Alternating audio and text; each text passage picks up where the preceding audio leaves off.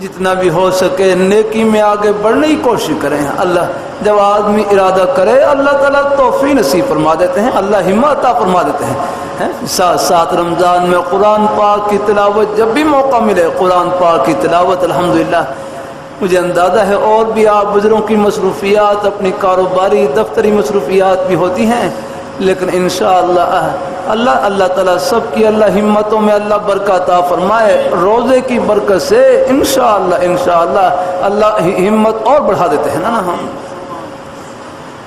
اللہ تعالیٰ قبول فرمائے, اللہ اپنی بارگاہ مقبول فرمائے. اللہ تعالیٰ ہم سب کو اللہ اپنے ایمان پہ قائم رکھے, اللہ اپنے دین پہ قائم رکھے, نیک رستے پہ لگائے رکھے. انشاءاللہ پھر اللہ تعالیٰ کی رحمت سے امید ہی امید یہ سب کا سفر آخرت کی خوشیوں میں پہنچے گا, جہاں اللہ تعالیٰ صبر مان پورے کریں گے. آمین آمین.